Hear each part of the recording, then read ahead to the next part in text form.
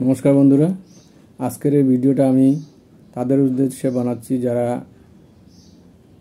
Recently income করতে শুরু করেছেন বা কিছুদিন যাবত ইনকাম করছেন বা অদূর ভবিষ্যতে ইনকাম করতে শুরু করবেন।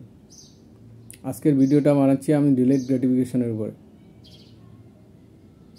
আমার এই 62 বছরের জীবনের অভিজ্ঞতা থেকে আমি দেখেছি ইয়ং জেনারেশনের ছেলেমেয়েরা সাধারণত ইনস্ট্যান্ট গ্র্যাটিফিকেশনে বিশ্বাস করে, মানে এখনই চাই।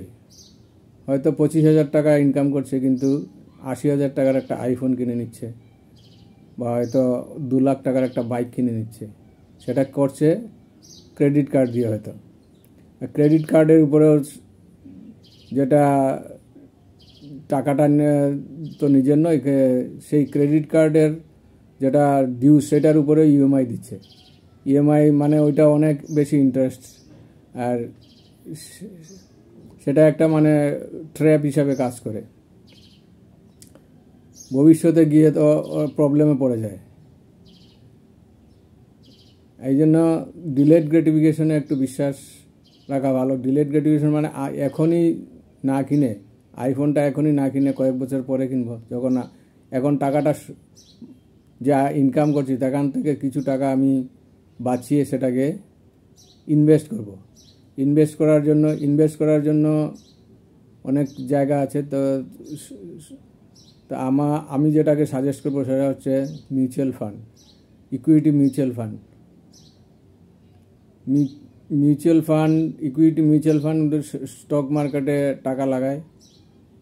সে কোন মিউচুয়াল ফান্ড সেই সম্বন্ধে যদি আইডিয়া না থাকে তাহলে সবচেয়ে বেস্ট হচ্ছে ইন্ডেক্স মিউচুয়াল ফান্ডে এসআইপি করা।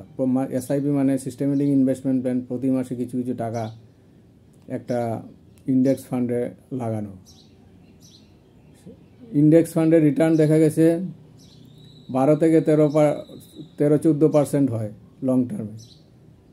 তো এইভাবে যদি আস্তে আস্তে কয়েক বছর ধরে এসআইপিতে টাকা ইন্ডেক্স ফান্ডে লাগানো যায় তাহলে এক সময় গিয়ে একটা অনেক বড় একটা ইনভেস্টমেন্ট হয়ে যাবে, আর সেখান থেকে তখন আমরা খরচ করতে পারি। এটাকে বলা হয় ডিলেড গ্র্যাটিফিকেশন।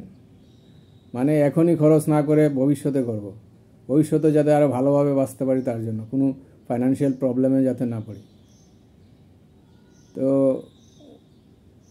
ইয়ং জেনারেশনের কাছে আমার এইটাই আমার লাইফের অভিজ্ঞতা থেকে বলছি যে আপনারা ইনস্ট্যান্ট গ্র্যাটিফিকেশনে না গিয়ে একটু ডিলেড গ্র্যাটিফিকেশনে বিশ্বাস করুন, তাহলে আপনাদের ফাইন্যান্সিয়াল লাইফটা অনেক সুন্দর হবে ভবিষ্যতে। Thank you.